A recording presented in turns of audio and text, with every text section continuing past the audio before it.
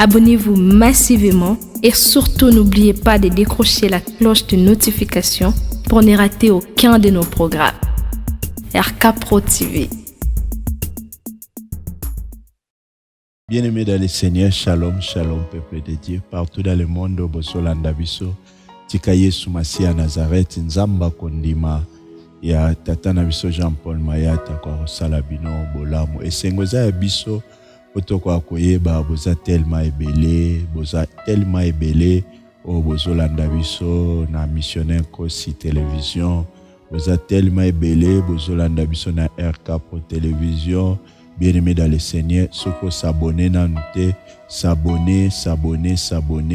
Yesu Masia Nazareth, aozangate ko salabino olamu. Bien-aimé, tozo ko bana bansenement na biso, o tozo à tout moment na émission na biso ya Rehoboth chez vous, Rehoboth dans vos demeures.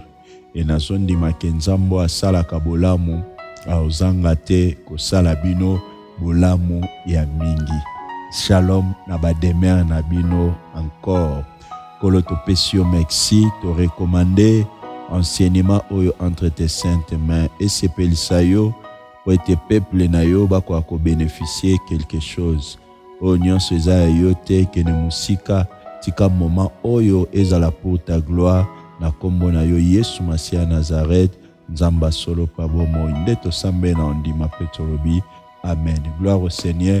Bien-aimé, joie bloc note na yo, joie agenda na yo, joie biblia na yo pour enseignement.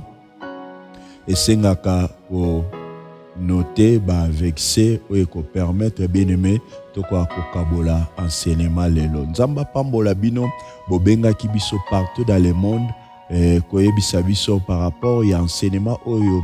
To uti ko lekisa o to parla qui sur les 6 signes d'une famille maudite. Bozala qui tellement ebele batumusu bobengi babi papa wana kaya famille na biso ceci cela et le sengo na biso ezala qui pourquoi parce que nzamba sali penza bolamu ya mingi et batu ebele ba tatola ki yango ba déclara ki penza victoire na bangamu na bango et to sepela ki po Yesu Masia Nazareth azala ki glorifié. Bien-aimé, lelo toye na émission mususu oyo tolingi to lobela sur oyo thème na biso tozo lobela Christ en nous. Christ en nous. Bien-aimé dans le Seigneur, peut-être si oyoka thème ango Christ en nous et nazo sepela pourquoi parce que na nzela enseignement oko découvrir lisusu makambo tellement ebele. Peut-être oyeba ki angote e nanzela ya molimu mosantu et Zambe ako révélé. Bien-aimé, na lingo zwa vexé oyo tozana mokanda ya 1 Corinthiens chapitre 1er le verset 27. 1 Corinthiens chapitre 1er le verset 27. Bien-aimé dans le Seigneur, na lingi to tanga verset 27, il est écrit ceci, verset 26, pour la meilleure compréhension. Il est écrit ceci, les mystères cachés de tout temps et dans tous les âges, mais révélés maintenant à ses saints, à qui Dieu a voulu faire connaître quelle est la glorieuse richesse de ces mystères parmi les païens, savoir Christ en vous, l'espérance de la gloire. Christ en vous, l'espérance de la gloire. Alléluia. Bien-aimés dans le Seigneur, papa, maman, frères et sœurs, partout dans le monde, au Bozolanda biso, un grand merci na bandeko bakomaka, bazo koma déjà pour permettre bandeko o ba oya sima ba kwa kotuna te et thème nini tozo parler Christ en nous. Yesu Masia Nazareth oyo azanzamba solo pe abomoy tozo ba Christ en nous. Christ elingelo banini, Christ azanani. Peut-être au mesana koloba Yesu Masia Nazareth, Jésus-Christ, oyebika ke eza nzambe. Oui, Christ, bien-aimé dans le Seigneur, eza mot ou eza latin, outi na latin. Eza mot ou outi na latin, ou lingelo ba Christou. Eza mot ou outi na latin. Et bon, on a hébreu, et lingeta lisabiso, Messie ou ouin. Motoyo, aza mo bikisi, tope oyo, aza moponami, aza ouin de l'Éternel. Or, ezana Yesu Masia Nazareth, ou aza nzamba solo per bomoy, oyo andima, koya kozala libérateur, pona biso, oyo tozalaki basumuki. Donc, Christ, à d'autres termes, eza libérateur. Libérateur, et tozwa libérateur, moko aya, na sena moi pona ko libérer biso, eza Christ. Et tozondi makenzambo yo asala kabolamu yewana asala yo pe bolamu. Mais tozolo ba Christ en nous, et tomoni na verset 27 o bazolo ba Christ en nous, et c'est l'espérance. Espérance, bien-aimé dans le Seigneur, eza nini? Espérance, eza action d'espérer. C'est l'action d'espérer. Donc, il y a kolikia lisusu. Or, ils en ont chrétien belé, vit ba situation difficile, vit ba complication, bien-aimé, ba comment déjà désespéré. Pourquoi? Bien-aimé, tous en a sena moi. Ils en ont makamu sous ko ko komela yo na sena moi, soko ko ko digérer en haute bien-aimé dans le Seigneur. Ou se retrouver ou comme déjà désespéré. Ils ont battu comment désespéré.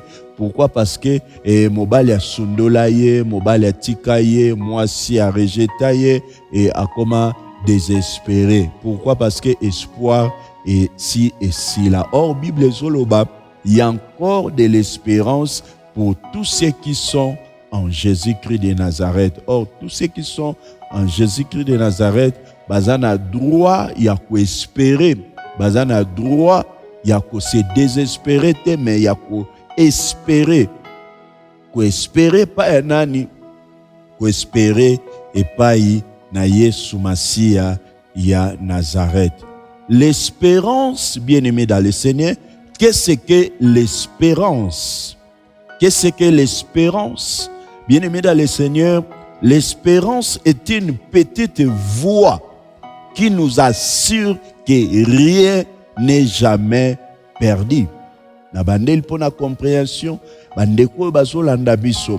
L'espérance c'est quoi? Bandeko tozo koma, okoma l'espérance, qu'est-ce que l'espérance? Et la question tolobi, qu'est-ce que l'espérance? Réponse topesi, l'espérance est une petite voix qui nous assure que rien n'est jamais perdu. Espérance, bien-aimé dans le Seigneur, eza nini? Espérance, eza nzela moko ya muke, oyo ezo assuré biso, eza voix moko, oyo ezo assuré biso, que ata eloko moko ebungi te. Bien-aimé, eza makamusu koyi komona ngo lelo te. Mais qu'on se désespérer, pourquoi? Parce que eza na nzambe moko oyo esi apesa sa promesse aloba nyonso oyo ata lelo omoni yango te, mais finalité nango eza kokokisama. Or avant tokoma na accomplissement, eza na moment moko oyo tolekisaka oyo tobengi yango temps. Or temps ezo permettre accomplissement et se réaliser et kokisama. Or na temps wana eza pe na ba moment o to bengaka silence. Donc mutaso le kisa ba moment moko un peu sombre, ba moment moko pénible, ba moment moko difficile. Mais or mutu oyazo croire na Christ oyaza Messie, na Christ oyaza loin de l'Éternel, akoki jamais ko se désespérer. Bien-aimé dans le Seigneur. Et okoyi kozala esika ozali, okoyi kozala peut-être na Europe, okoyi kozala na Afrique, na Asie, na Amérique, na Océanie. Peut-être ma situation est un peu difficile, peut-être ma complication, peut-être ma situation moko et ozo apparaître na vie na yo. Bien-aimé, tant que ozana Christ na vie na yo, ko se désespérer. C'est raison pour laquelle tolobi, l'espérance est une petite voix qui nous assure que rien n'est jamais perdu. C'est une manière de regarder la vie et ses difficultés non comme un mal, mais comme une promesse. C'est ça l'espérance. Bien-aimés dans le Seigneur, c'est ça l'espérance.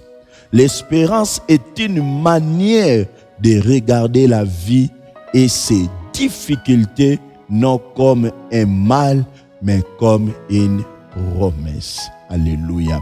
Oui, mutu oyo azo espérer et pas ya Yesu Masia Nazareth et sengeli atala ba difficulté nyonso oyo azo lekisa eza kaka mabete mais fotala ona angle mususu eza promesse pour oyo nzamba loba katina yo et c'est réalisé. Raison pour laquelle David azoloba, même si je marche dans la vallée de l'ombre de la mort, David alobi, je ne crains aucun mal. Pourquoi? Parce que azalaki ko espérer que Nzambe oyo alongisa ye na zamba, na ntambwe, na bankosi, azalaki ko espérer que Nzambe wana akomisa ye kino na trône. Yango omona David alobi, même si je marche dans la vallée de l'ombre de la mort, alobi, je ne crains aucun mal. Bien-aimé, malgré les situations difficiles, malgré les conditions tellement difficiles, bien-aimé, qu'on se désespéré. Oui, tous en mon kilio peut-être aux yeux refus, aux yeux rejet, aux en a problème à CDI, aux en a problème à concevoir, peut-être l'ibala, que sais-je encore, j'en passe, mais le problème est que bien-aimé dans le Seigneur, lokola tozana libérateur, tozana sauveur, moko qui est Jésus-Christ de Nazareth, bien-aimé, qu'on se désespéré. La Bible qui est plus loin que le bas, vaut mieux un chien vivant qu'un lion mort. Mais bien-aimé, réalisé au coup final. Papa Zola Nangoza au coup faté, ma soeur au coup final. Mais pourquoi on s'est désespéré? Pourquoi on s'est désespéré? Oh, Mouto a fait sa promesse wana Isaïe Masia Nazareth. Oh, promesse wana. Kolo promesse, o a fait sa promesse. Akufa na onte, lokola nzembo oyo ba ndeko bayembaka mingi oyo bilaka e dépendaka na mutu oyo apesi promesse. So i mutu apesi promesse akufi seke bilaka pe kufi. Oh, biso nzambe na biso apesa biso promesse aza mwana moto te akufa te akenda na kunda tikala kuna pola, mais il est réellement ressuscité. Yango bien-aimé dans le Seigneur, oza na intérêt ya ko espérer en Christ. Oza intérêt ya ko espérer ko bungisa te. Ata lelo na no balite ko se désespérer te. Ata na no zoom documenté o sali 5 ans, 10 ans ko se désespérer te. Quoi seulement? Ata mobali oza na ye jusque là a juste changé te. Vinaye zaka ya bambiance, vinaye zaka ya ba pagano, bien-aimé, au boma libala te, ko se désespérer te.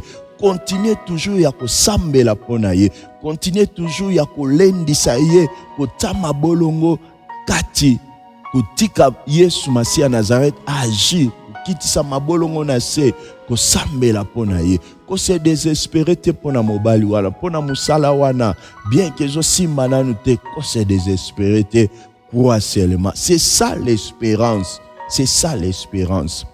Christ en nous, l'espérance de la gloire. Cela veut dire quoi, mes bien-aimés dans le Seigneur? Quand on parle de Christ en nous, c'est l'espérance de la gloire. Peut-être sur tanga avec Sewana, peut-être au mémorisant toujours Christ en nous, l'espérance de la gloire. Mais cela veut dire quoi, bien-aimés dans le Seigneur? L'espérance, bien-aimés, oui, qu'on note pour ceux qui l'espérance, Christ en nous, l'espérance de la gloire, cela veut dire quoi? L'espérance, bien-aimé dans le Seigneur, ne trahit jamais. L'espérance ne trahit jamais. Espérance et qui jamais qu'on trahir. Mouto azo espérer en Christ, bien-aimé dans le Seigneur, et à quoi qu'on jamais trahir. Raison pour laquelle l'espérance ne trahit jamais. Elle n'apporte ni confusion ni honte. Alléluia, gloire au Seigneur. Elle n'apporte ni confusion ni honte. Mouto azo espérer pas une nzambe ayoki samaka sonité. Alléluia, gloire au Seigneur. Bien-aimé, yo ozo espérer et pas une nzambe. Vous n'allez jamais déçu, vous n'allez jamais désespéré. Pourquoi? Parce que ils ont un nzambe moko. Oya pesa yo bilaka. Namoni Joseph Zamba pesi message à lotindoto. Car ala mokonzi. Bien-aimé. Atako batu bateka kiye. Ataba propre frère na ye bateka kiye. Mais bateka qui promesse nzambe te. Alléluia, gloire au Seigneur. Est-ce que tu peux dire gloire au Seigneur? Bateki Joseph, mais bateki promesse na yete. Joseph bateki promesse te. Bien aimé, bakoyi ko rejeter na famille, bakoyi ko teka yo même na bandeko na yo, mais bakoyi ko teka Yesu Masiya ya Nazareth te oyo apesa yo promesse. Or muta apesa yo promesse, c'est Jésus-Christ de Nazareth. Nzamba solo pe ya bomo. Et raison pour laquelle tolobi elle n'apporte ni confusion. Oyebi muta azo talela nzambe azo espérer et akutana na confusion te. Et confusion et nzamba taka confusion te na muta azo espérer et pas inaye. Yango na oyebisa bien-aimé dans le Seigneur yo oyo ozo espérer que nzambe azana makoki ya osalela yo bolamu. Nzambe azana makoki ya opesa yo biyano. Crois seulement et tu verras la gloire de notre Seigneur et Sauveur Jésus-Christ de Nazareth. Pour laquelle elle n'apporte ni confusion ni honte. Yaliboso, elle n'apporte ni confusion. Yamibale ni honte. Tous les enfants de Dieu l'expérimentent dans leur vie par la foi. Bien-aimé, une chose qui est vraie, il faut avoir la foi. En tant qu'enfant de Dieu, il faut avoir la foi. La foi en Christ, bien sûr, la foi en Christ. Car la Bible nous dit, ayez votre regard sur Jésus-Christ de Nazareth, qui est le chef et le consommateur de notre foi. Raison pour laquelle tous les enfants de Dieu l'expérimentent dans leur vie par la foi. En effet, quand on espère une chose, c'est qu'on croit déjà. Quand on espère une chose, c'est qu'on croit déjà qu'elle va se produire et nous sommes dans l'attente. C'est ça. Nous sommes dans l'attente. On ne peut rien espérer sans avoir cru en avance en cela. On ne peut rien espérer sans avoir cru d'avance en cela. C'est pourquoi, bien-aimés dans le Seigneur, nous chrétiens, nous en tant que chrétiens, nous avons mis notre foi en notre Seigneur et Sauveur Jésus-Christ de Nazareth. Et notre espérance à lui est grande. Notre espérance en Jésus-Christ de Nazareth est tellement grande. Bien-aimés, méditons un peu sur la vie de Job, mes bien-aimés dans le Seigneur. On peut méditer un peu dans la vie de Job. C'était un homme intègre, Job était un homme intègre qui marchait sans faute devant le Seigneur et faisait son honneur aux yeux de son peuple. À cause de cela, Satan l'a fait passer aux cibles avec des épreuves imaginables. En un clin d'œil, il a tout perdu et il a été lui-même réduit en rien. La seule chose qui pouvait lui permettre de tenir ferme jusqu'à la restauration de tout, c'est même au-delà de ce qu'il avait perdu, était l'espérance. Oh, alléluia. L'espérance ne trahit jamais. L'espérance n'apporte ni confusion, ni honte. La seule chose qui pouvait lui permettre, Job, la seule chose qui pouvait lui permettre de tenir ferme jusqu'à la restauration de tout, même au-delà de ce qu'il avait perdu, était l'espérance. Oh, mes bien-aimés, il faut avoir l'espérance. Il faut croire en Jésus-Christ de Nazareth. En effet, il s'écria, je sais que mon rédempteur est vivant et il se lèvera le dernier sur la terre. Je sais que mon rédempteur est vivant et il se lèvera le dernier sur la terre. Job chapitre 19, le verset 25. Bien-aimé dans le Seigneur, Job a commis un point koloba. Je sais que mon rédempteur est vivant et il se lèvera le dernier. Bien-aimé dans le Seigneur, ceux qui osent espérer katina Yesu Masia Nazareth, rédempteur nayo azanabo moi à côté lema. Même si ça ne marche pas, rédempteur nayo azanabo moi à côté lema. Bien-aimé, crois à notre Seigneur Jésus-Christ de Nazareth, au kozala jamais déçu et ndi melaye. Pourquoi? Parce que yende azan nyonso. Raison pour laquelle tolobi Christ en nous, c'est l'espérance de la gloire. Bien-aimé dans le Seigneur, papa, maman, frères et sœurs, partout dans le monde de Sika Tozali, et Nzambo asala kabolamu, azanga kate ko sala bolamu. Tant tozolo bela Christ en nous, bien-aimé dans le Seigneur, nalingi au komayango, tokozwango prochainement, et les 12 clés sur ton identité en Christ. Total, ça les 12 clés sur ton identité en Christ. Là, qui ça 12 clés, total, ça identité nayo envers Christ qui est notre Seigneur et Sauveur Jésus-Christ de Nazareth.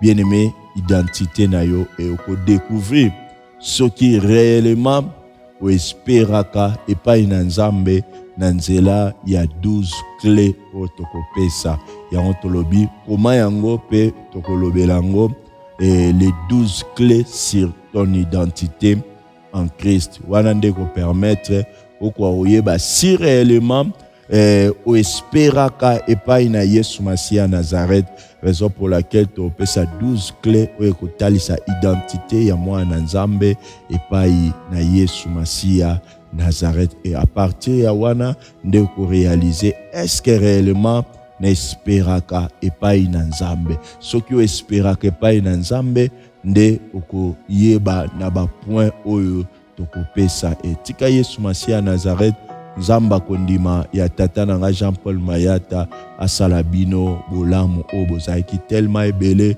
bino bato bozaki ko partager bozalaki ko commenter tika Nzambo asala ka bolamu asala bolamu. N'oubliez pas de s'abonner massivement et Nzamba ozanga te ko sala bolamu po boko akozanga ba enseignement na bisote à tout moment tant to pesa ka enseignement kozanga te.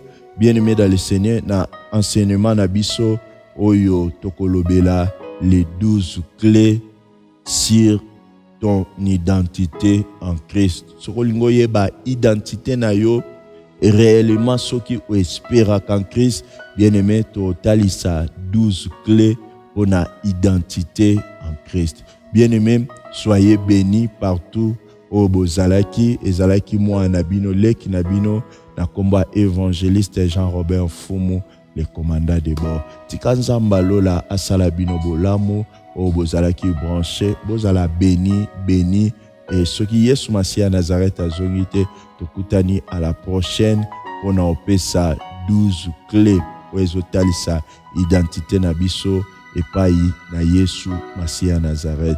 pona ngai na bino tokomi na suka na sambeli pe na lobi Nzambo abomba bino abatela bino kimia na bademer na bino kimia na mabota na bino ngai na bino soki Yesu Masia Nazareth azongite tokutani à la prochaine numéro. Soyez bénis. Ciao, ciao.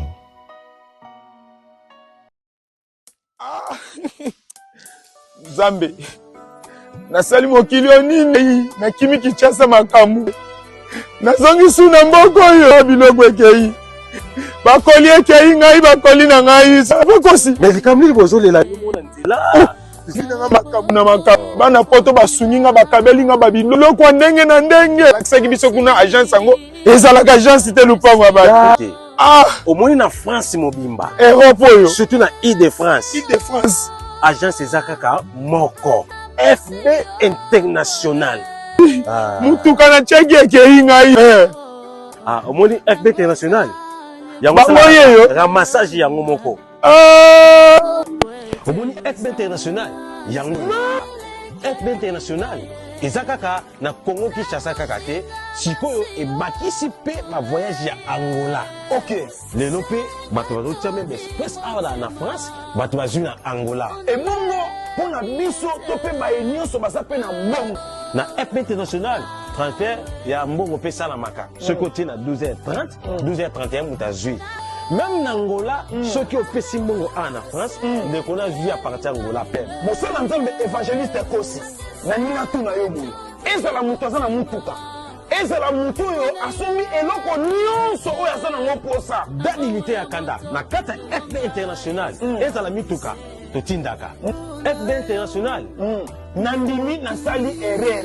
Kobanda lelo. Vina ngai kotinda biloko na Angola, na Kinshasa. Na kobanda kosalela agence FB International. Et pas ya Fiston Basende. Telemela FB International. Façon na kopakola ye akozapa.